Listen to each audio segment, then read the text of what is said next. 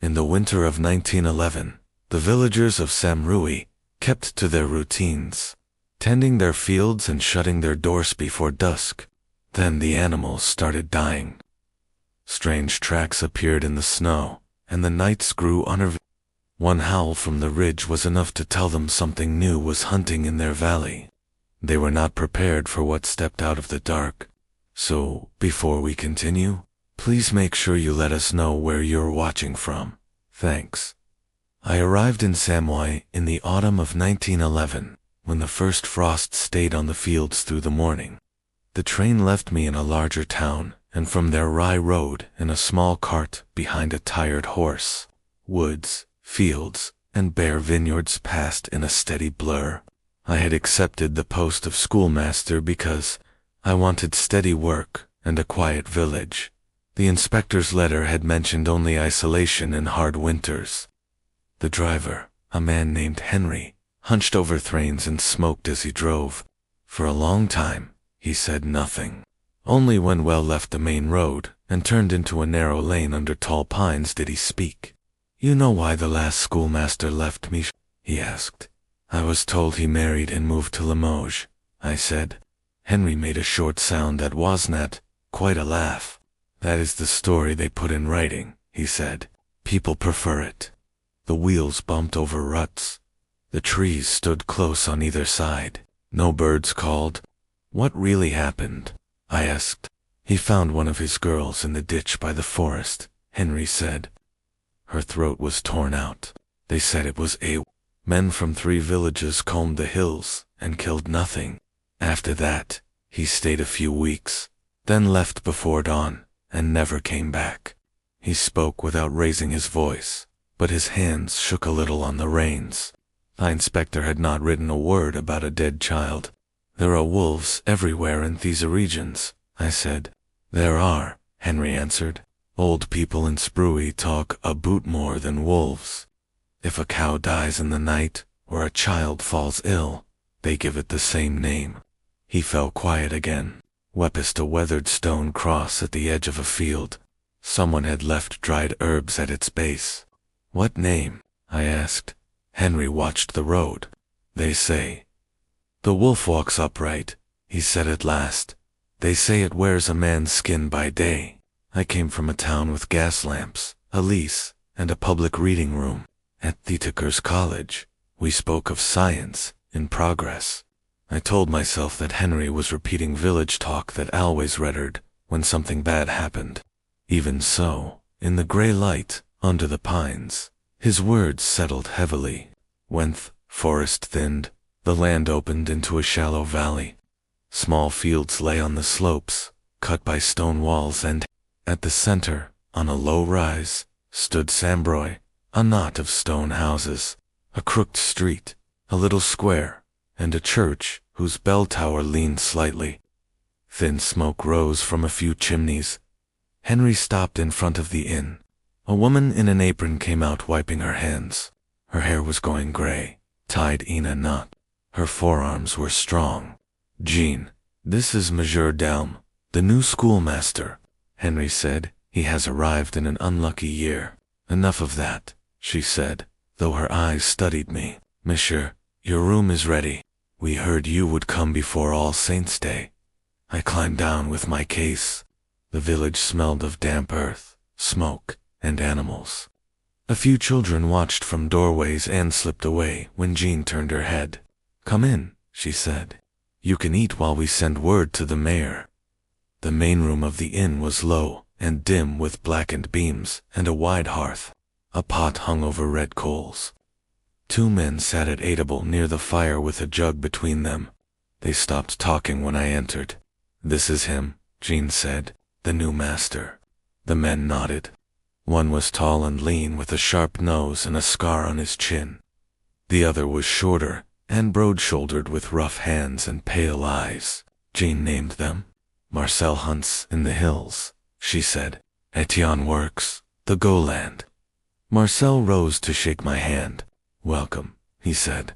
"You will find the children here stubborn. When the work is needed, they vanish into the fields." "I will try to make the classroom worth the trouble," I replied. Etienne gave me a slow look. You chose a bad year, he said. The harvest failed. Then the beast came back. People think God no longer listens to us. Jean set a bowl of stew and bread in front of me and cut him off. Let him eat first, she said. There is time enough for talk. I am not so easy to frighten, I said. Although my voice did not sound as firm as I wanted. Marcel's mouth tightened in a thin smile. Jean was still clearing the hearth when the mayor arrived. Monsieur Gowes, a stout man with a neat mustache and a red nose. He took my hand in both of his and spoke in a strong practice at Sam Bruy is honored, Monsieur, he said. The Republic remembers even Sveleges. I am pleased to serve, I answered. Go sat and poured himself wine. You came by the Pine Road Hesse, then you know how close the forest lies. At night, it is worse than in daylight. Still, we are not children. There have been incidents, but we will not lose our judgment. Marcel's jaw tightened. Etienne stared at the table. Some sheep, a cow, one death, Gua said. The prefect sent gendarmes. They went back with empty hands. People here talk of curses and monsters. That is why we need a good school. You will give our children something better than old tales. I will try, I said. Classes begin Monday, he replied. Until then, rest. If you hear howling, stay inside. The hunters are out. There is no cause for alarm. He said the last words with careful emphasis. That night, I lay in a narrow bed under the roof. The mattress smelled of straw. Through the small window, I saw the dark line of the opposite hill and the pale curve of the road. The village lay quiet. I told myself that the unease in my chest came from the journey and the strangeness of news. I went over the names in my mind to steady myself. Henry Onthcart, Jean at the inn, Marcel the hunter, Etienne the farmand, MCA, go. I tried to picture the classroom I had not yet seen. Each time I closed my eyes, I saw instead a ditch at the edge of a forest road and a child's desk with no one sitting at it. The first howl came after I had put out the lamp. It rose from the direction of the forest, long and harsh, then broken away that did not sound the same as the calls I had heard from wolves on past hunts. A second answered from farther down the valley. A third sounded closer, somewhere beyond the last houses. I lay still, listening. Below, a door creaked. I heard quick footsteps, Jean's low voice, and the heavy scrape of a bolt. Then only the wind against the tiles and the blood in my ears. I had heard wolves before. Their howls had a rough rhythm. These cries carried a strange rise and fall that made the skin on my arms prickle. I told myself it was only fear and weariness. I pulled the blanket, opened, forced my muscles to loosen. The howls grew fainter, drifting toward the hills. At last, without any clear moment, wakefulness ended. I slid into a hard, dreamless sleep, with my hands still clenched in the blanket. I woke to the smell of bread and coffee, and the sound of someone chopping wood behind the inn. For a brief moment, I forgot howls. I was only a man in a new village with a day to prepare for his first class. Then memory came back in a sharp rush, and I lay still, listening. The valley was quiet. No cries, no voices, an alarm. Light came pale through the small window. Downstairs, Jean moved briskly between tables. A pot steamed on the hearth. She set a bowl and cup in front of me without asking. You heard them, she said. Yes, I answered. Are they always that loud? Sometimes they come closer, she said. Last winter they circled the Go barn. The sheep would not come for days. She watched my face. You still have time to go back to the town, she said. The inspector would find another place for you. It sounded almost like concern, not mockery. I signed the contract, I said. Children here need a school, as much as in the city. Howls will not send me away. She wiped her hands on her apron. Words are easy in daylight, she said. Wait until the first snow. After breakfast, I followed the main street uphill toward the school. The houses were close together near the inn, then spread apart. Chickens scratched in yards. A woman hung linen on a line, glancing often at the forest. 2 boys rolled a hoop and stopped to stare at me. When I nodded, they ducked their heads and ran off. The school stood on a slight rise at the far end of the village, near the open fields.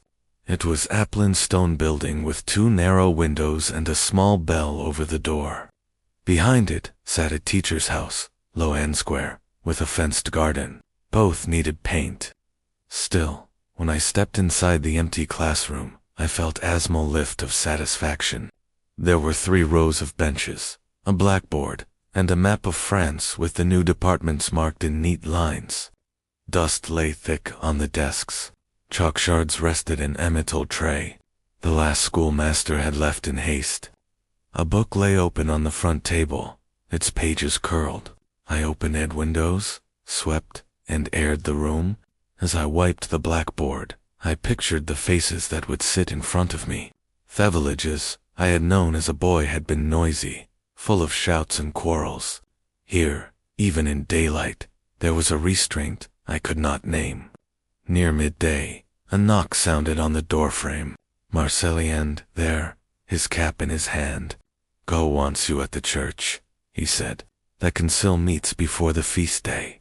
They want you to hear what they will tell the people." "I thought a schoolmaster answered to the inspector, not the mayor," I said. "In the books, yes," he replied. "Out here, you answer to whoever can send you meat in winter or leave you only potatoes." He said it without hostility, just as affect. We walked together down the street toward the square. A bell clanged once, twice, then stopped.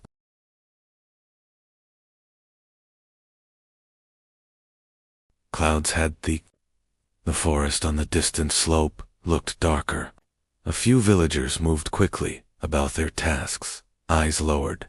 At the church door, Etienne stood with his cap crushed in his hands, speaking to an older woman wrapped in a thick shawl.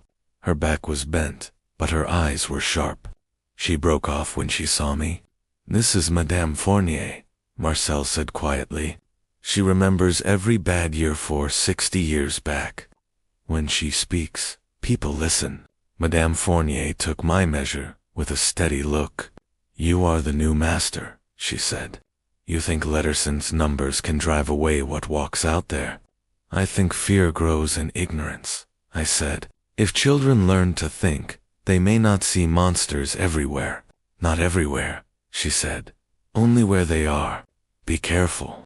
You do not teach them to doubt what can kill them." She turned and went into the church without another word. Inside, the air smelled of wax and damp stone. Light entered through small windows set high. The painted saints on the walls were faded. At the front, near the altar, stood Guo, the priest, and 2 older men I had not yet met. They broke off their low conversation when we approached. "Ah, monsieur," Guo said, "we meet to agree on how we speak of recent events, especially before the feast. Panic helps no one. You understand." The priest, Father Laurent, was thin with hollow cheeks and serious eyes. His cassia hung loosely on his frame. "People come to me with their fears," he said. "They speak of curses, of bargains, with things and I tell them God does not abandon his flock, yet each new death makes it harder." "How many deaths?" I asked. There was a brief silence. "1 man in summer," said one of the elders, a cooper named Simon, found in the marsh with his chest open. "Then the girl by the road, as you have heard, and animals, too many to count." "Wolvasatic livestock," I said. "That is not new. These wounds are not like bites," Marcel said quietly. "I have hunted wolves all my life. I know what their teeth do. What we found is not the same dot." Go spread his hands in a soothing gesture, though his thumb rubbed his palm in small circles. "The prefect says wolves," he said. "We say wolves. That is the end of it. If anyone speaks of other things, we call it superstition. Do you?" I understood what he wanted. If the schoolmaster laughed at tales of werewolves, Others might. I will teach what the manuals say, I replied. I will not repeat stories that frighten children for no. That is enough, he said. We ask only that you do not give weight to old legends. Father Laurent looked toward the door, where a patch of pale sky showed through. Legends begin somewhere. But we will not argue about that now. When we left the church, the square had filled with people, bringing offerings for the coming feast. Baskets of potatoes, jars of preserved fruit, sacks of grain. Women clustered in small groups, talking in low voices. Men checked the wheels of carts in the harness of animals. Each person seemed to watch both the church and the forest. As we stepped down onto the worn stones, a shout came from the far edge of the village. A boy of about 12 ran toward us, hair wild, breathing hard. His name was Luke, as I would later learn. At that moment, he was simply a child, with terror in his eyes. They got another own, he gasped, at the ragman's field, near the stream. It's torn to pieces. People around us fell silent. Someone dropped a sack. Grain spilled onto the stones. What did you see? Marcel asked, gripping the boy's shoulders. Blood in the snow, Luke said. The sheep are dead, not eaten, just lying. My father sent me to call you. Go's face went gray. He turned to the priest. Go back inside, he told Father Laurent. Ring the bell. Bring people in. Tell them to pray. He paused, then looked at me. You may come if you wish, he said. Or you may stay here, where it is safe. I hesitated. Part of me wanted to retreat into the dim church and pretend this was all gossip. Another part, smaller but better, wanted to see with my own eyes. I knew that if I stayed behind, I would always doubt the truth of what was told. I will come, I said. We followed Luke down a narrow path between houses, past gardens and sheds, toward the lower fields. Others trailed behind at a distance, murmuring in small knots. Thepeth sloped toward the stream where a thin sheet of ice had formed in the shallows. The ragman's field lay beyond, a poor patch of ground enclosed by a broken fence. The smell reached us before the sight did. It was sharp and heavy, a mixture of blood, wet wool, and something else I could not name. Marcel's steps slowed. Etienne, who had joined us silently, crossed himself in a hurried gesture. When I stepped into the field, my stomach clenched, for sheep lay scattered near the fence. Their bellies were open, ribs showing pale in the cold air. Their legs jutted at awkward angles. Snow around them was stained dark. They did not eat, Marcel said in a flat tone. This is not hunger. He knelt by the nearest carcass and examined the wounds with careful hands. I stood back, breathing shallowly. I had seen slaughtered animals before, but always in an ordered setting with knives, and this was different. There was a wildness in the way the bodies were thrown about, as if something had moved through them in one swift storm of motion, and then gone. Luke watched me, perhaps, to see whether the new schoolmaster would faint. I forced myself to look at each animal in turn to note the pattern of the gashes, the torn flesh, the marks in the snow. I told myself that if I paid attention, I might find some detail that made sense of it, something that could be named and measured. Tracks, Etienne, said hoarsely, near the far corner of the field, where the fence sagged. The snow was churned. Prince led from the forest edge, crossed the ditch, and entered the... At first, I thought they were wolf tracks, large and deep, but when I stepped closer, I saw that some marks were not shaped like an animal's paw at all. They were elongated, with a narrower rear and a wider front, as if something had pressed down with toes. Deep claw marks scored the snow ahead of them. Between these prints lays that looked almost like a man's barefoot, but too long with the ends spelled into points. Wolves do not step like this, Marcel. His voice was even, but the skin around his mouth was tight. Nor bears. I have seen bears in the higher valleys. Their claws marked differently. Go looked away. You see what fear does, Hesed sharply. We stand in a bloody field and our minds twist every mark into a nightmare. We say wolves. We will tell the prefect the same. Anything else invites ridicule.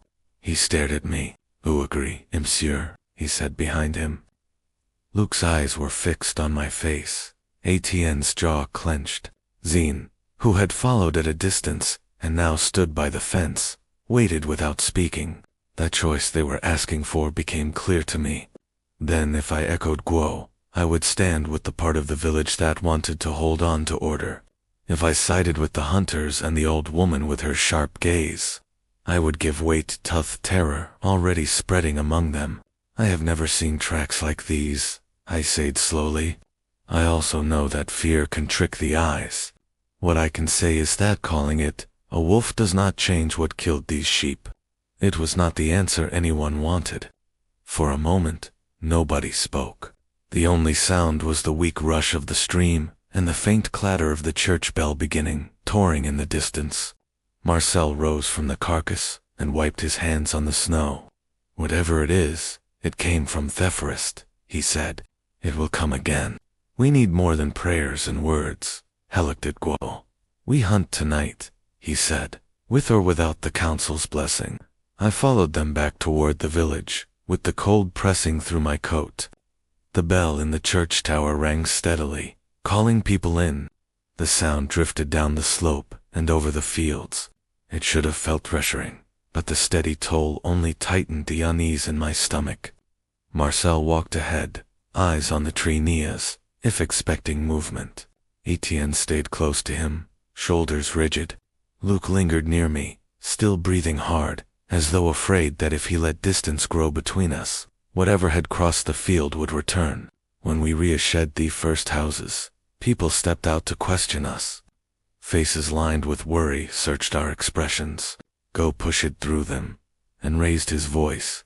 "It was wolves," he said. "Nothing more. Those who wish to pray should go to the church. Hunters will keep watch tonight." Several nodded quickly, eager for any explanation that allowed them to return to their routines. Others exchanged looks filled with doubt. A few children clung to their mother's skirts, staring at the hunter's bloodied hands. Jean was waiting near the inn door with her arms crossed. "Wolves do not kill like that," she said quietly to me. "They take what they can eat. They do not leave the rest as a warning." Her calm tone unsettled me more than Ashout would have. "I know," I said. "But if I say that openly, it will cause more fear." "Fear already fills this valley," she replied. "Naming it will not change its presence." She turned to Marcel Hos, checking the straps on his rifle. "You will need help," she said. "We will," he replied, "but not from everyone." Some of the men panicked too easily. "I did not say I would join you," she said, "but I can cook for those who will watch. They cannot hunt on empty stomachs." Her matter-of-fact tone studied at the men around her. Marcel nodded in gratitude. By late afternoon, the sky darkened enough to make people hurry through their tasks. Smoke rose from chimneys and shutters closed early. I spent several horse-ranging the classroom, writing Monday's lesson on the board, and placing the children's copybooks in careful stacks. When my work was done, I lingered at the window.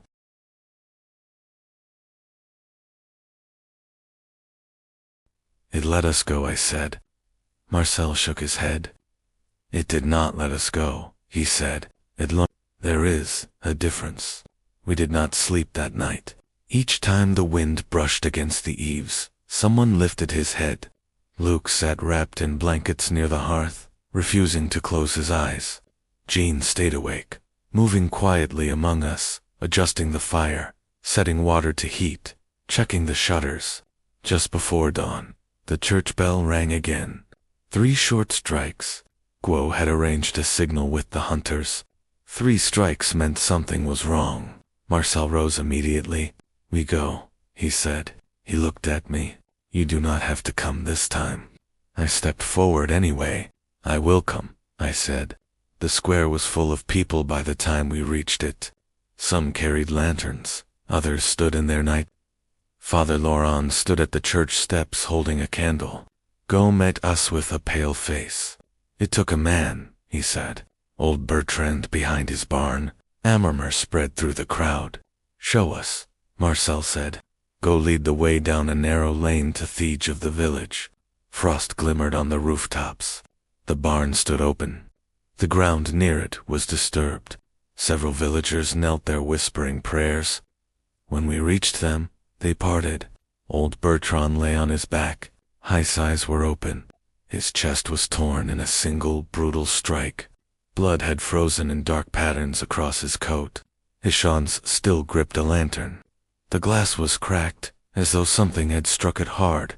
Tracks surrounded him, the same prints from the field. Only this time they led deeper into the village before turning back toward the forest. Marcel crouched over the body. "It is hunting closer," he said. "It is watching how we move." Guo trembled. "What do we tell the people?" he whispered. Marcel stood, his face set. "The truth," he said, "because anything else will kill us faster." He looked toward the forest. "We hunt again tonight, but next time it will not watch. It will come for us." The villagers stared at him, waiting. "Whatever this is," he said, "it will not stop.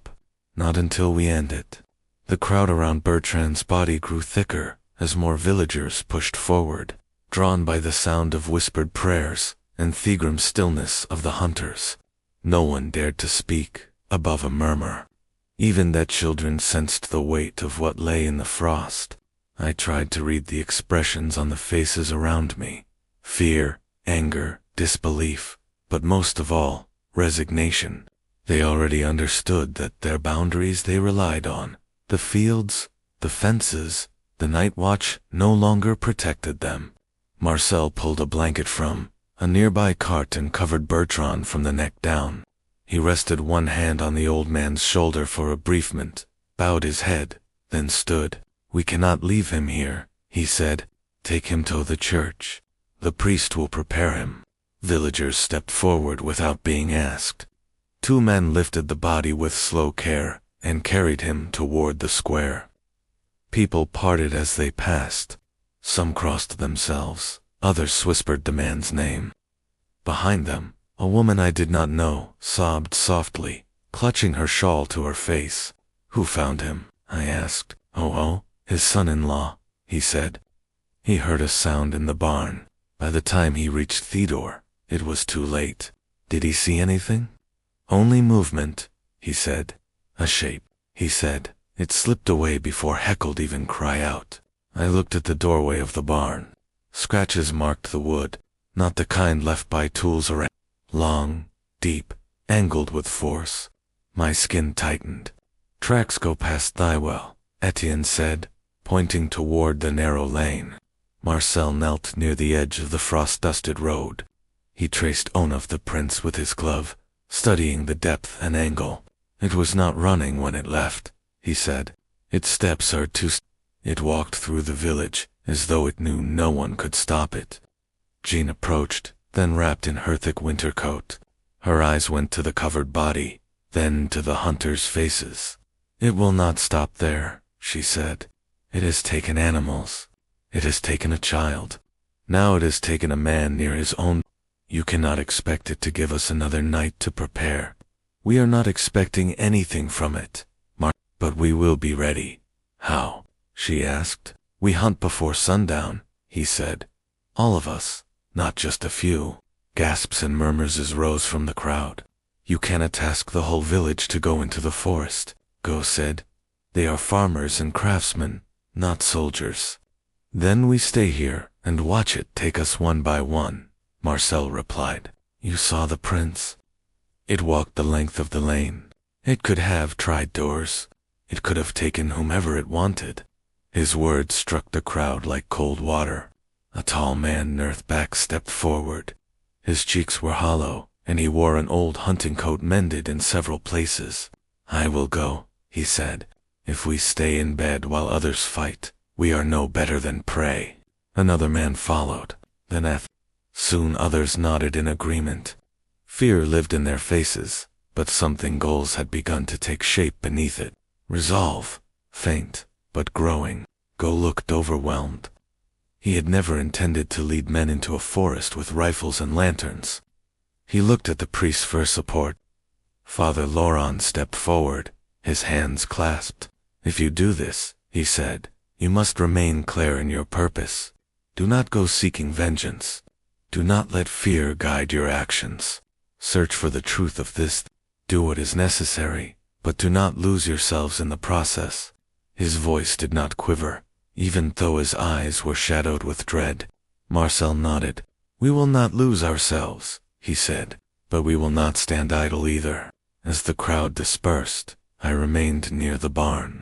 The tracks in the frost disturbed me more than the body had. They were not just signs of violence. They were signs of familiarity. The creature had walked among us, unhurried, unchallenged. That understanding settled into my chest like a weight. Julianne came up beside me. "It moved like it knew where everything was," he said. "It did," I replied. "You think it has been watching us longer than we knew?" I didn't answer. I didn't need to. The hunters planned to gather at the inn before dusk. Until then, I worked in the schoolhouse, though I found it impossible to concentrate. Every sound outside made me glance toward the window. I tried to write notes for Monday's lesson, but my thoughts drifted and my handwriting came out uneven. I forced myself to stop before the chalk snapped in my hand. By late afternoon, I decided to walk the village to clear my mind. The air was sharp with cold. Smoke rose from people spoke in low voices as they gathered firewood or carried water from the well. Mothers pulled their children inside as soon as they saw me. Even the animals seemed restless. Dogs barked intermittently, and the few horses stamped their hooves as though unsettled by some scent I could not detect. When I passed the Gua house, the mayor stepped out, tightening his coat. His face was strained. "You prepared a hunt," he said. "I can see it in your eyes. Whatever I said before, I cannot stop you now." "You saw the tracks," I said. "You saw what it did to Bert." He exhaled sharply. "Reasonable men don't go chasing monsters," he said. "But perhaps the time for reason has passed. Will you join us?" He looked toward the forest. "I am not a hunter," he said. "Booty will not hide either. If the village goes, I go." It surprised me. For all his attempts to deny what was happening, he had enough pride or guilt to stand with the others. We walked together back to the square in silence. By sundown, 20 men had gathered at the inn. They carried rifles, axes, pitchforks, and lanterns, their breath clouded in the cold air. Jean stepped out with baskets of bread and cheese. "Eat now," she said. "You will need strength." No one argued. Marcel addressed the group. "We follow the tracks into the forest," he said. No one breaks from the group. No one fires unless the shot is clear. If it circles us, we tighten formation. If it flees, we do not chase blindly. "You think it will wait for us?" someone asked. "No," Marcel said, "but it will. It will always watch." I stood among the men, my heart pounding. I did not belong there. I knew that, but I could not step back. If I left now, shame would follow me long after this night. When we moved out, lanterns formed a wavering line along the path. Snow crunched under our boots. The forest grew darker with each step, swallowing our light little by little. By the time we reached the first ridge, the moon had risen, casting pale illumination across the treetops. The cold deepened. The air smelled of pine, damp earth, and something metallic. Etienne raised a hand. "Tracks," he said. Marcel crouched and studied them. Fresh, deep, heading into the darkest part of the woods. Julianne swallowed hard. "It wants us to follow," he whispered. Marcel stood. "We follow anyway." Branches closed over our heads. Lanterns flickered against trunks and roots. The silence grew heavier. Every step felt like a step away from safety and closer to something that understood us far too well. Hours passed. The tracks continued. They were never hurried, never frantic. Then Etienne halted again. "Maurice," he murmured, using Marcel's childhood nickname. It has changed direction. Marcel studied the... It is circling. A realization passed through the group like a chill. We are not hunting it, Julian said. It is hunting us. Marcel did not deny. Keep formation, he said. Lanterns up. We moved again, but fear seeped into every step. Then from somewhere behind us, a twig snapped. Another crack followed. Then a low sound between a growl and a breath. Every lantern swung toward the noise. The trees shifted with shadow. Something moved just beyond Felight's reach. A second crack echoed through the trees, sharper this time, as if something heavier than any deer or wolf stepped on a frozen branch. The men tightened instinctively, lanterns lifting in a trembling arc.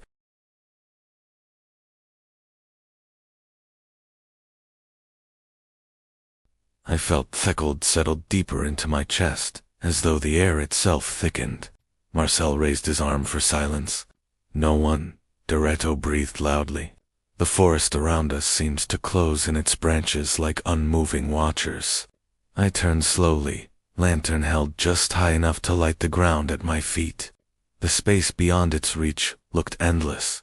Another sound came, not a snap this time, more like a slow, steady pressure on snow and leaves, as if something large placed its weight with precision. It is behind us, Etienne whispered.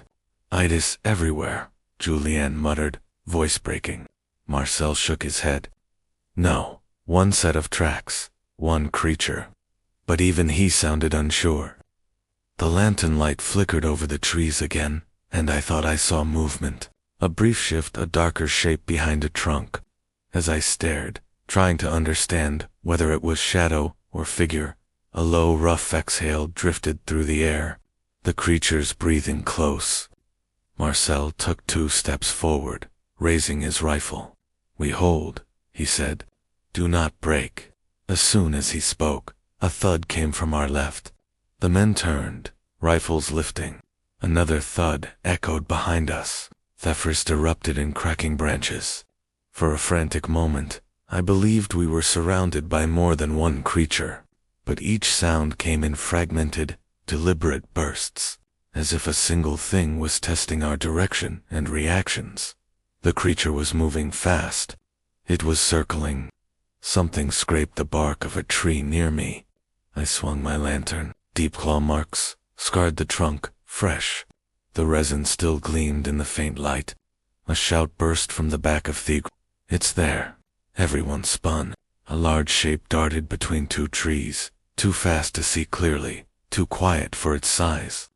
The lanterns caught only glimpses. For a breath, a curved back to soppering behind a thicket.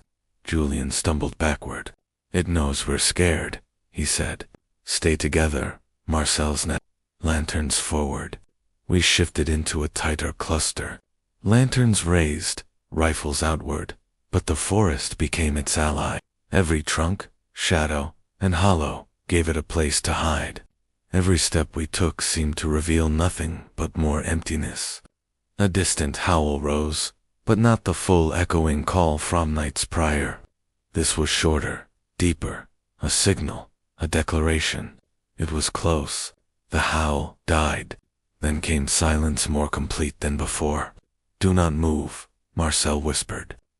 We froze. Breath clouded the air. Somewhere behind me, I heard someone quietly sobbing into his scarf. Guo muttered a prayer under his breath, his voice trembling. Then the forest floor shifted. The creature stepped into the ring of lantern light, its entire shape finally revealed.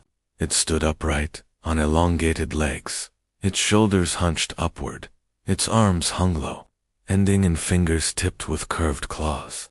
The fur was matted with dried blood and dirt. Its chest rose and fell in slow breaths. Its face, wolfish but not fully wolf, watched us with an unreadable intensity. The eyes reflected lantern glow in a pale, steady glare. Every man froze. Marcel lifted his rifle. Hold, he said, but the creature did not advance. It stood staring at us as though calculating. Its breaths came louder, filling the space between trees with uneven rhythm. No one dared to breathe loudly. No one dared to whisper. Then the creature stepped forward. Julien panicked first. He fired. The shot tore through the quiet, echoing off every trunk. The creature jerked back, not from the impact of the bullet Julien had missed, but from the sudden, uncontrolled action. The men exploded in noise. Lanterns swung. Rifles lifted. The creature reacted instantly with a growl that tore through the cold. It lunged into the lantern light. Everything broke at once. The men scattered. Some moved back. Others tried to form a line. Julien fell in Vez. Etienne grabbed him and pulled him up. Gode dropped his lantern. It shattered, spreading oil across the ground as the flames struggled. The creature's hand swept out. One of the hunters, Olin, was hit across the chest. He flew backward with a cry, landing in a heap. His lantern rolled and went dark. "Form up," Marcel yelled, but his voice was drowned by shouts. The creature moved with brutal speed. It leaped toward Marcel. He fired at point-blank range. The shot struck fur, but the creature only staggered before charging again. Marcel dove aside. Its claws slashed into a tree trunk where he had stood an instant before. Another hunter tried to flank it. The creature swiveled and caught him by the arm. I heard a crack. The man screamed. The creature threw him to the ground. The rest of us stumbled backward in a loose ring. Lanterns flickered wildly. Shadows moved too quickly to understand. I held my lantern up, but my hand shook uncontrollably. Each breath felt thin. The creature stood over the injured man, snarling. Then it turned its head. It looked directly at me. A freezing shock went through my body. I could not move. Its gaze held mine as though weighing me, understanding me, deciding something. Then it stepped forward. He stumbled back. I tripped on a root and fell onto the snow. My lantern tilted and nearly slipped from my hand. The creature advanced, closing the distance in long strides. "Hey!" Marcel's shout cut through the panic. He stood behind the creature, rifle raised, breath ragged. The creature pivoted. Marcel fired again. The bullet struck its shoulder. This time, the creature roared, a low, deep, furious sound that made my teeth feel as though they were vibrating. It lunged at Marcel. Both disappeared into the dark. "Marcel!" Etienne yelled, running toward the sound. The rest of us followed in staggered fear, lanterns whipping light across the trees. Branches scraped our coats. Snow crunched in frantic rhythms. We heard another roar, then the thud of bodies colliding with the ground. When we reached them, both were down. The creature struggled to rise, hit hard bide shot. Marcel lay on the ground, trying to push himself up with his elbow. Blood ran down his temple. His rifle lay several feet away. The creature planted a hand on the ground to stand. Etienne did not hesitate. He reset his axe and swung. The blade struck the creature's neck. A heavy, brutal sound followed. The creature collapsed. Its body hit the ground with enough force to shake loose snow from the branches above. The forest went still. No growls, no movement. Only the ragged breathing of terrified men. Etienne stood over the fallen creature, axe still in hand, chest heaving. Julien trembled beside him. Gode sank to his knees. Marcel lay motionless. I crawled to him. "Are you hurt badly?" I asked. He blinked slowly. "I am alive," he said. His voice was thin but steady. I turned. The creature lay still on its side, breathless, its body a mass of fur and shadow in the lantern light pooling around it. One of the hunters stepped closer. "Is it dead?" he asked. Etienne nodded, though his voice shook. "It is dead." Another man crossed himself. Gode looked out at the trees. "No more running," he said. "No more hiding," Etienne replied. We stood over the fallen creature in stiff silence. No one dared to touch it. No one dared to speak loudly. The forest around us felt larger now, as though waiting. The thing that had stalked the valley lay motionless on the ground, but none of us felt victory. For several long moments, we stood over the creature's body without speaking. The cold tightened around us, and the forest felt as if it held its breath. Lantern light cast uneven shadows across the fallen form. Its features no longer seemed to shift with movement or threat. The fur lay flat. The limbs hung motionless. The eyes, once bright, with terrible focus, were dull in the frost. Marcel tried to sit up again. I reached under his arm and helped him to lean against a tree. His breaths came slow, but he stayed conscious. "You saved me," he said to Etienne shook his head. "Ya bought us time. That was enough." Several men knelt beside the wounded. A land still breathed, though shallowly. I arrived in Valserres on the last day of October 1911. Dropped from a rattling third class carriage at St. Julien, and then carried the final 12 kilometers in a farmer's cart that smelled of manure and wet wool. The driver, a silent old man named Baptiste, only spoke once, when the road narrowed between black pines. "You know why the last teacher ran away?" "They told me he married," I answered. Baptiste spat over the wheel. "That's the letter they sent to the prefecture. The truth is uglier." He would say no more.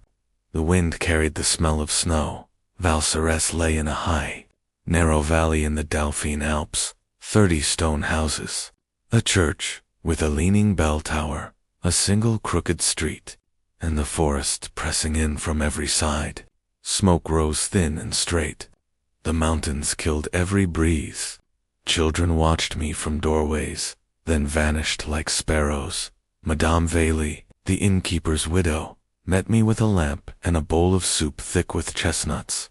She was broad-shouldered, gray-haired, unafraid of anything except, perhaps, what lived beyond her shutters. "You heard the wolves already?" she asked. "On the ridge," I said. "That wasn't wolves." She crossed herself quickly. "More habit than faith. Eat. Tomorrow you meet the children. After that we'll see if you still want to stay." I slept badly. At 2 in the morning something screamed on the mountain. A sound that began like a woman and ended like a saw dragged across bone. The dogs of Valserres answered, then fell silent as though ashamed. Next day I opened the school. 23 children filed in, ages 6 to 14, thin-faced, barefoot, or in wooden sabots, eyes too old for their bodies. They sat without a sound. I wrote my name on the blackboard. Adrien Delcourt. I asked their names. They gave them softly, watching the windows. The first killing happened 3 nights later.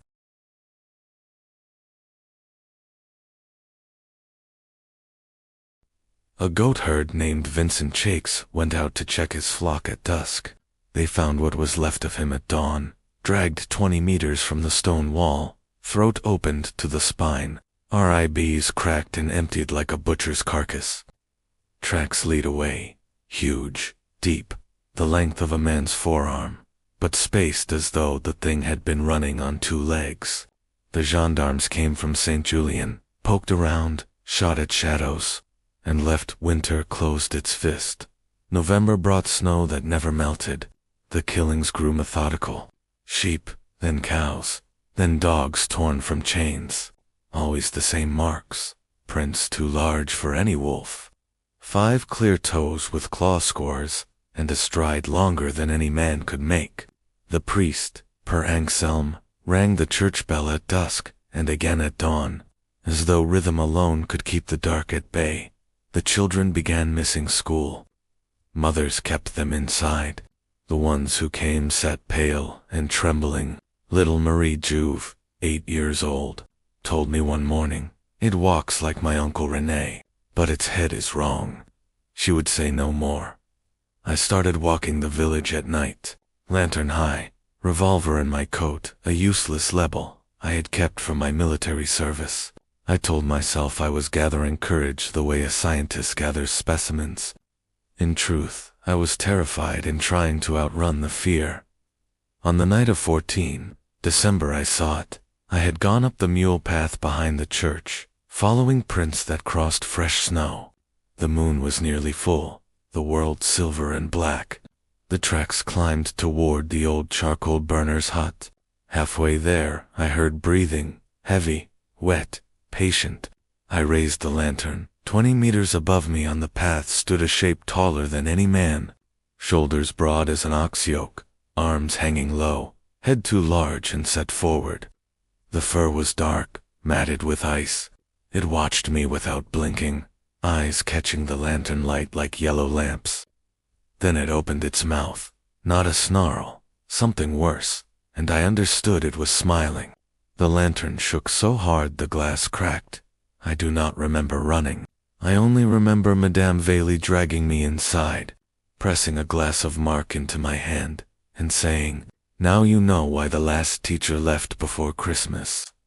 The village council met the next evening in the back room of the inn. The mayor, a fat man named Gauthier, who owned the sawmill, wanted to send to Grenoble for soldiers. Marcel Tardieu, the best hunter in 3 valleys, slammed his fist on the table. Soldiers will do nothing but die noisily. Whatever it is not afraid of rifles. Old widow Bertrand, who had buried 3 husbands and still worked her high pasture alone, spoke so softly we leaned forward. "It is loup-garou," she said. "My grandmother saw one in 1847. Same valley, same winter. It took 23 souls before it was finished." Silence fell like an axe. I found my voice. There is no such thing. There is a madman, or a wolf with rabies, or Marcel turned on me. Then explain the tracks that stop in the middle of a field and become a man's boots. Explain the sheep found hanging in trees too high for any wolf to reach. Explain Vincent Shakes's heart eaten while it was still beating. I had no answer. Christmas came and went. The church was full for midnight mass. No one wanted to walk home alone. Per Anselm read the old prayers against evil. Snow fell so thick the world disappeared beyond 10 paces. On the night of 29 December the beast came into the village itself. We heard the goats screaming first, then a child. Madame Bailey and I ran out with lanterns. In the square, under the lantern by the fountain, lay little Marie Juve. She was still alive, eyes wide, blood pumping from her torn shoulder. Above her stood the thing, black against the snow, head thrown back, drinking the night air. It looked straight at us, dropped to all fours, and was simply gone between the houses. Marie lived 3 hours. Her last words, whispered to her mother, were, "It smelled like Uncle René." René Juve was Marie's uncle, her mother's brother, a quiet man who kept to his farm on the high pasture and came down only for Sunday Mass. He had not been seen since the first heavy snow. The men gathered at dawn with rifles, axes, pitchforks. Marcel led us up the path to René Juve's farm, a low stone cabin half buried under drifts. The door hung open. Inside, the fire was dead. Blood smeared the floor, some old, some fresh. In the corner lay a pile of clothes, René's Sunday coat, his scarf, his boots lined with wolf fur. On the table sat a journal. The last entry, dated the 27th of December, was written in a shaking hand. "It is stronger every night. I fight, but the moon pulls. Forgive me. If you find this, burn the body and scatter the ashes in running water. Do not let me rise again." We burned the cabin. We searched the snow for hours. We found nothing but a single line of prints leading upward, toward the ridge where no man could live through winter. Spring came suddenly, the way it does in the mountains. 1 week the snow lay 4 feet deep. The next water roared in every gully. The killings stopped. The forest greened. Children returned to school, laughing. René Juve was never found. Some say the snow took him, or the river. Others say something older took him back. I stayed another year. The children learned to read, to write, to question. When I left Valserres in 1913, the village gave me a watch, engraved with the words, "Courage, et lumière." I still have it. Sometimes, when the moon is full and the wind smells of pine, I wake with my heart racing. I check that the windows are locked. I tell myself it was only a wolf, or a madman, or mass hysteria in a hard winter. But I keep the watch on my bedside table, and I never open the curtains after dark, because some winters are longer than others, and some tracks never quite melt away.